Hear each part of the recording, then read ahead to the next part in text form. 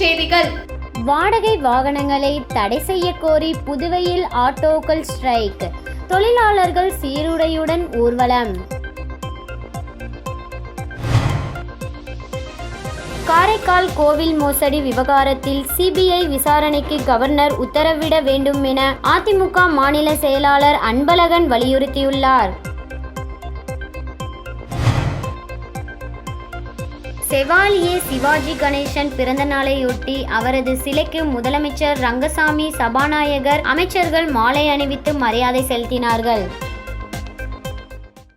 Puducherry October 1 புதுவையில் வாடகை வாகனங்கள் இ-பைக் சேவையை தடை செய்ய வேண்டும். அமைப்பு சாரா நலவாரியத்தை உடனடியாக செயல்படுத்த வேண்டும். அரசு செயலி உருவாக்கி குறைந்தபட்ச ஆட்டோ கட்டணம் நிர்ணயம் செய்ய வேண்டும் என புதுவை மாநில அனைத்து ஆட்டோ சங்கங்கள் வலியுறுத்தி வருகின்றன. இந்த கோரிக்கைகளை வலியுறுத்தி தொழிற்சங்கங்கள் ஸ்ட்ரைக் அறிவித்திருந்தனர். ஆனால் காலை 10 மணி வரை வழக்கம் போல் ஆட்டோக்கள் ஓடின. இன்று பள்ளி மாணவர்களை ஏற்றிச் செல்ல மாட்டோம் என அறிவித்திருந்தாலும் மாணவர்களை ஏற்றிக்கொண்ட ஆட்டோக்கள் இயங்கியது. காலை 10 மணி அளவில் நகர பகுதிகளில் உள்ள ஆட்டோ தொழிலாளர்களுக்கு புதிய நிலையம் அருகே ஆட்டோக்களுடன் ஒன்று கூடினர். மறைமலை அடிகள் சாலையில் ஆட்டோக்களில் சங்க கொடிகளோடு நிறுத்தினர். பின்னர் அங்கிருந்து ஆட்டோ தொழிலாளர்களை ஊர்வலமாக புறப்பட்டனர். ஊர்வலத்தில் ஆட்டோ தொழிற்சங்க நிர்வாகிகள் சேதசெல்வம், மணவாளன், சீனிவாசன், விஜயகுமார், அந்தோணிதாஸ், சேகர், பாப்புசாமி, கண்ணன், அற்புததாரன், செந்தில், மணிவண்ணன், முருகன், சங்கர், சிவகுமார், அன்பழகன், ஐயனார் உட்பட நிர்வாகிகள், தொழிலாளர்கள் பலர் கலந்து கொண்டனர். ஊர்வலம் மறைமலை அடிகள் சாலை, அண்ணா சாலை, நேரு வீதி, மிஷன் வீதி வழியாக சட்டசபை நோக்கி வந்தது. ஆம்பூர் சாலையில் போலீசார் அவர்களை தடுத்து நிறுத்தினர். அங்கு ஆட்டோ தொழிலாளர்கள் ஆர்ப்பாட்டம் நடத்தினர். கோரிக்கைகளை வலியுறுத்தி அவர்கள் கோஷம் எழுப்பினர்.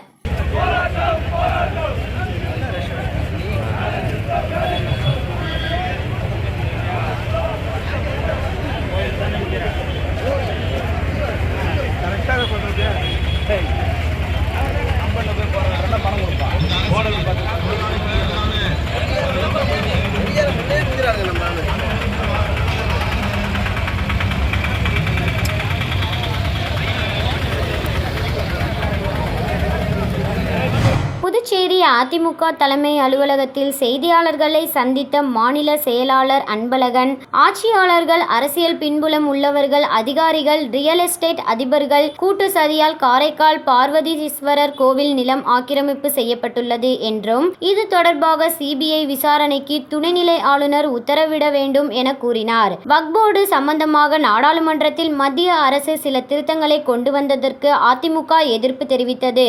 ஆனால் புதுச்சேரி அரசு எந்த கருத்தும் தெரிவிக்காதது முஸ்லிம் சமுதாய மக்களுக்கு செய்யும் துரோகம் என குற்றம் சாட்டிய அன்பழகன், இந்தியாவிலேயே வக்ஃப் போர்டு அமைக்காத மாநிலம் புதுச்சேரி என்றும் முஸ்லிம் சமுதாய மக்களை காப்பாற்றவும் அவர்களை மீட்டெடுக்கவும் உடனடியாக வக்ஃப் வாரியத்திற்கு தலைவரை நியமிக்க வேண்டும் என்றார். நேற்றைய தினம் தமிழ்நாட்டுக்கு வந்திருக்கக்கூடிய இந்த கூட்டுக்குழுவை இந்த அரசாங்கம் நினைத்திருந்தா புதுச்சேரி கொண்டு வந்திருக்கலாம். ஆனால் அரசாங்கத்துக்கு முஸ்லிம் சமுதாய மக்கள் மீது நம்பிக்கை இல்லை. இதை கூட நாங்கள் ஏன் சொல்கிறோன்னா, கடந்த கால திமுக காங்கிரஸ் ஆட்சி 5 ஆண்டு காலம் நடந்தது. இந்த 5 வருஷம், இப்போ ஒரு 3 வருஷம். இந்தியாவிலே வக்ஃப் போர்டு இல்லாத ஒரே மாநிலம், 8 ஆண்டு காலம் வக்ஃப் போர்டே இல்லாத ஒரு மாநிலம் புதுச்சேரி மாநிலம். அப்போ இங்க இருக்கின்ற முஸ்லிம் சகோதரர்கள் முதல்ல இதை உணரணும். லகான் கட்டின குதிரை மாரி வந்து திமுகவுக்கும் காங்கிரஸுக்கு நீங்க ஓட்டு போடுறது புண்ணியம் கிடையாது. அவங்களுடைய ஆட்சியில் தான் வக்ஃப் போர்டே அமைக்கல. இப்போ ரங்கசாமி முதலமைச்சராக வந்த போது எங்களுடைய கட்சியை சேர்ந்த ஒருத்தர் நீதிமன்றத்தினுடைய ஆணையின்படி வழக்கறிஞர் பிரிவில் தேர்தல் நடத்தி அவர் ஒரு டைரக்டராக தேர்வு செய்யப்பட்டார். செவாலியே சிவாஜி கணேசனின் பிறந்தநாள் புதுச்சேரி அரசு சார்பில் இன்று கொண்டாடப்பட்டது. இதனையொட்டி கிழக்கு கடற்கரை சாலை, கருவடிக்குப்பம் சாலை சந்திப்பில் அமைந்துள்ள அவரது திருவுருவச் சிலைக்கு முதலமைச்சர் ரங்கசாமி, சட்டப்பேரவை தலைவர் செல்வம், அமைச்சர்கள் லட்சுமி நாராயணன், சரவணன் குமார், சட்டப்பேரவை துணைத் தலைவர் ராஜவேலு, அரசு கொறடா ஏகடி ஆறுமுகம், முதல்வரின் பாராளுமன்ற செயலாளர் ஜான்குமார் மற்றும் சட்டமன்ற உறுப்பினர்கள் KSP ரமேஷ், லட்சுமிகாந்தன் ஆகியோர் மாலை அணிவித்து மரியாதை செலுத்தினர். அதனைத் தொடர்ந்து திரைப்பட கலைஞர்கள், சிவாஜி ரசிகர்கள் உட்பட பலர் சிவாஜி சிலைக்கு மாலை அணிவித்து மரியாதை செலுத்தினார்கள்.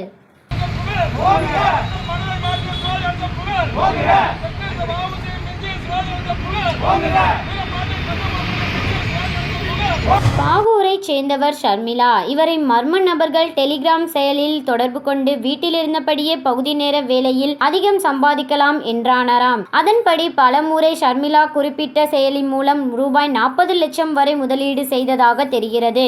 முதலீட்டை விட லாபம் 2 மடங்கு கிடைத்திருப்பது போல இணையதள வங்கி கணக்கில் காட்டப்பட்ட நிலையில் அவரால் முதலீட்டையும் லாபத்தையும் பெற முடியவில்லையாம். இது தொடர்பாக புதுச்சேரி இணையவழி குற்றப்பிரிவில் அளிக்கப்பட்ட புகாரின் பேரில் போலீசார் வழக்கு பதிந்து விசாரித்து வருகின்றனர். மத்திய அரசின் வீட்டுவசதி மற்றும் நகர்ப்புற அமைச்சகத்தின் அறிவுறுத்தலின்படி மகாத்மா காந்தியின் பிறந்த நாளை கொண்டாடும் விதமாக 2017ஆம் ஆண்டு ஆண்டுதோறும் செப்டம்பர் 17 முதல் அக்டோபர் 2ஆம் தேதி வரை தூய்மையே சேவை எனும் நோக்கோடு 15 நாட்கள் பொதுமக்கள் துப்புரவு பணியை மேற்கொள்ளப்பட்டு வருகிறது. அதன்படி தன்னார்வலர்கள், பள்ளி கல்லூரி மாணவர்கள், தொழில் நிறுவனங்கள், அரசு மற்றும் அரசு சாரா நிறுவனங்களின் பங்களிப்போடு நீண்ட நாட்களாக சுத்தம் செய்யப்படாத இடங்களை கண்டறிந்து தொடர் துப்புரவு பணிகள் மேற்கொள்ளுதல், பொதுமக்களுக்கு திடக்கழிவு மேலாண்மை குறித்து விழிப்புணர்வை ஏற்படுத்துதல், துப்புரவு பணியாளர்களுக்கு நலத்திட்ட உதவிகள் வழங்குதல் போன்றவைகள் நகராட்சிக்குட்பட்ட பகுதிகளில் மேற்கொள்ளப்பட்டு வருகிறது. இதன் ஒரு பகுதியாக தூய்மை பணியாளர்களுக்கு சீருடை வழங்குதல் மற்றும் மருத்துவ முகாம் உழவர்கரை நகராட்சி அலுவலகத்தில் நடைபெற்றது.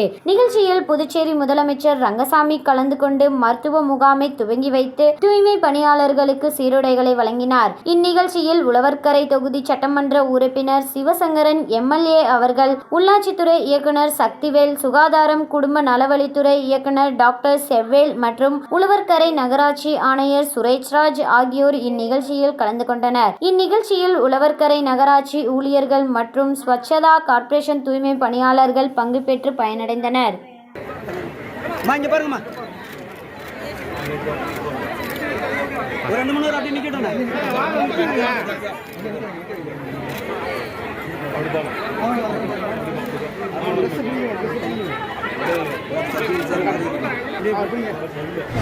புதுவை காவல்துறை துணை ஆணையர் மேத்யூ பிரான்சிஸ் வெளியிட்ட செய்திக்குறிப்பில், காந்தி ஜெயந்தியை முன்னிட்டு அக்டோபர் 2ஆம் தேதி புதுவை அரசு கலால் துறை ஆணையரின் உத்தரவுப்படி மாநிலத்தில் இயங்கி வரும் அனைத்து கள், சாராயம், பார் உள்ளிட்ட அனைத்து வகை மதுக்கடைகளும் மற்றும் மது அருந்த அனுமதிக்கப்பட உணவகங்களில் உள்ள பார்கள் மூடப்பட்டிருக்க வேண்டும். அன்றைய தினம் அக்டோபர் 2 எல்லா கடைகளிலும் மது விற்பனை தடை செய்யப்படுகிறது. இதை மீறுபவர்கள் மீது புதுச்சேரி கலால் சட்ட விதிகள் 1970 கீழ் நடவடிக்கை எடுக்கப்படும் என குறிப்பிடப்பட்டுள்ளது.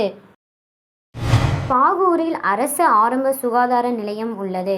இங்கு நேற்று மதியம் சுமார் 12:30 மணியளவில் புதுச்சேரி கலெக்டர் குலத்துங்கன் திடீர் ஆய்வு மேற்கொண்டார். அப்போது மருத்துவமனையில் செயல்படும் பொது மருத்துவம், ஆயுர்வேத, ஹோமியோபதி, குழந்தைகள் நலம் உள்ளிட்ட மருத்துவ பிரிவுகளை பார்வையிட்டு சிகிச்சைக்கு வைத்திருந்த நோயாளிகளிடம் குறைகளை கேட்டறிந்தார்.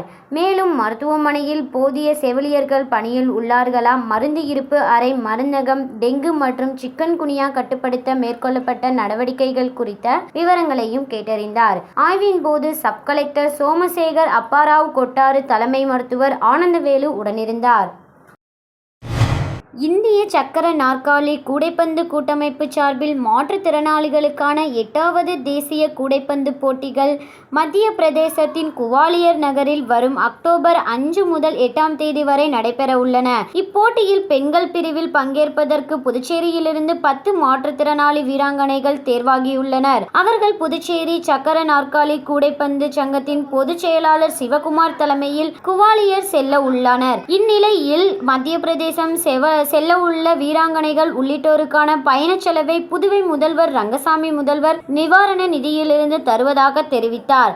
அதன்படி பேரவை வளாகத்தில் உள்ள தனது அலுவலகத்தில் ரூபாய் 3.20 லட்சத்துக்கான காசோலையை கூடைப்பந்து சங்க செயலர் உள்ளிட்டோரிடம் முதல்வர் வழங்கினார். புதுச்சேரி மாநில மக்கள் முன்னேற்ற கழகத்தின் சார்பில் புதுவையில் உள்ளாட்சி தேர்தலை நடத்தாத மத்திய மாநில அரசை கண்டித்தோம். உள்ளாட்சி தேர்தலை உடனடியாக நடத்த கோரியும் மக்கள் முன்னேற்ற கழகம் சார்பாக 4ஆம் கட்ட போராட்டம் இன்று வில்லியனூர் பைபாஸ் சாலை பழைய எம்ஜிஆர் சிலை அருகில் நடைபெற்றது. கழகத்தின் தலைவர் பேராசிரியர் மு. ராமதாஸ் போராட்டத்தை துவக்கி வைத்து உள்ளாட்சி தேர்தல் நடத்தப்படாமல் இருப்பதால் ஏற்படும் பாதிப்புகளை எடுத்துரைத்து உள்ளாட்சி தேர்தலை நடத்தாத புதுவை அரசை கண்டித்து சிறப்புரையாற்றினார். முன்னாள் பஞ்சாயத்து தலைவர் ஜெகநாதன், சமூக ஆர்வலர்கள், பொதுமக்கள் ஏராளமானோர் பங்கேற்று போராட்டத்தில் கலந்து கொண்டு கண்டன முழக்கங்களை எழுப்பினர். அதே காலை 6 மணியிலிருந்து மாலை 6 மணி வரை அந்த கிட்டத்தட்ட இங்கே பையா அவர்கள் நடத்திய அந்த பந்தில் 7 மணி நேரம் பந்த் வெற்றி பெற்றது என்ற செய்திகளில் வெளிவந்தது. இந்தியன் எண்டோடானிக் சொசைட்டியின் 32வது தேசிய மாநாடு சென்னை வர்த்தக மையத்தில் இம்மாதம் 5ஆம் தேதி வரை நடைபெற உள்ளது.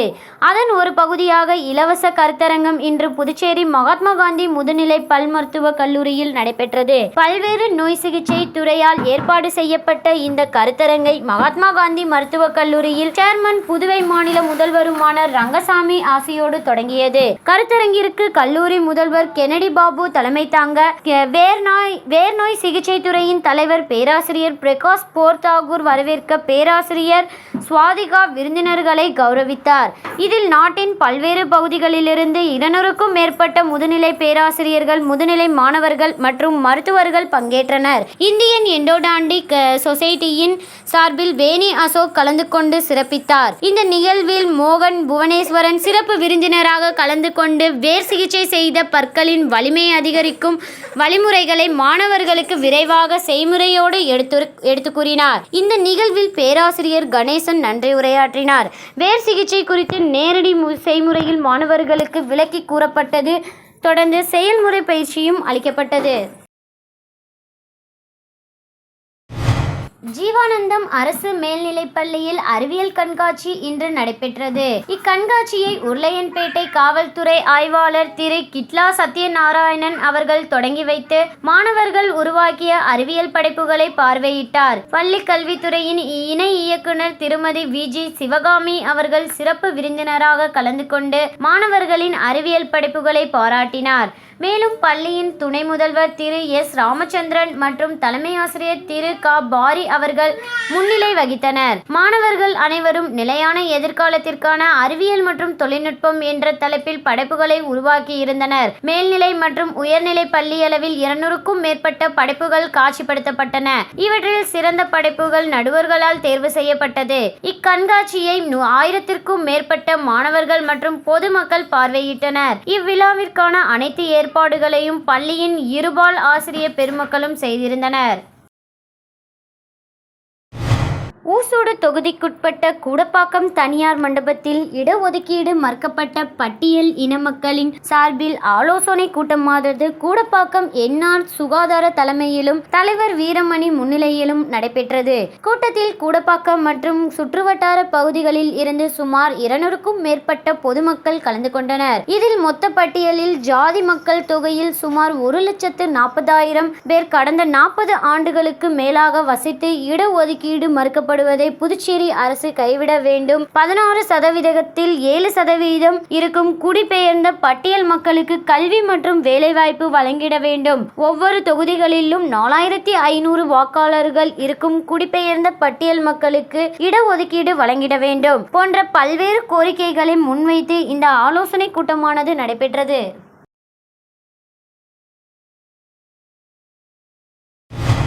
புதுச்சேரி மாநிலம் கூனிமுடுக்கு அருகே உள்ள தமிழக பகுதியான வழுதாவூர் சேரன் நகர் பகுதியில் எழுந்தருளியிருக்கும் ஆதி கைலாசநாதர் தியான திருக்குடியில் நேற்று மாலை தேய்பிறை பிரதோஷ வழிபாடு நடைபெற்றது. முன்னதாக சுவாமிக்கு பால், தயிர், இளநீர், சந்தனம், விபூதி, பஞ்சாமிர்தம், பன்னீர் உள்ளிட்ட பல்வேறு திரவியங்களால் அபிஷேகம் செய்யப்பட்டது. தொடர்ந்து உலக நன்மை வேண்டி நடைபெற்ற கூட்டு வழிபாட்டில் திரளான பக்தர்கள் கலந்து கொண்டனர். இதனைத் தொடர்ந்து சுவாமிக்கு பூஜைகள் செய்யப்பட்டு மகா தீபாராதனை காண்பிக்கப்பட்டது. இதில் பக்தர்கள் திரளானோர் கலந்து கொண்டு சுவாமி தரிசனம் செய்தனர். தொடர்ந்து விழாவில் கலந்து கொண்ட பொதுமக்கள் அனைவருக்கும் அன்னதானம் வழங்கப்பட்டது. புதுச்சேரி திருப்புவனை அரசு உயர்நிலைப் பள்ளியில் அறிவியல் கண்காட்சி சிறப்பாக நடைபெற்றது.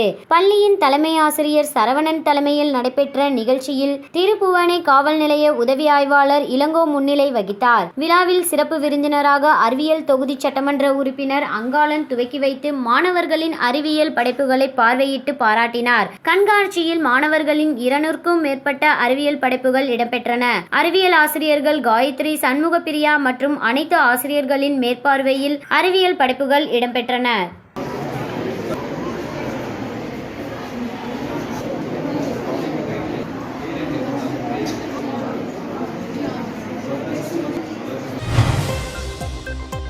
மீண்டும் இன்றைய தலைப்புச் செய்திகள். வாடகை வாகனங்களை தடை செய்ய கோரி புதுவையில் ஆட்டோக்கள் ஸ்ட்ரைக், தொழிலாளர்கள் சீருடையுடன் ஊர்வலம். காரைக்கால் கோவில் மோசடி விவகாரத்தில் சிபிஐ விசாரணைக்கு கவர்னர் உத்தரவிட வேண்டும் என அதிமுக மாநில செயலாளர் அன்பழகன் வலியுறுத்தியுள்ளார். செவாலியே சிவாஜி கணேசன் பிறந்த நாளையொட்டி அவரது சிலைக்கு முதலமைச்சர் ரங்கசாமி, சபாநாயகர், அமைச்சர்கள் மாலை அணிவித்து மரியாதை செலுத்தினார்கள். இத்துடன் செய்திகள் நிறைவடைந்தன. வணக்கம்.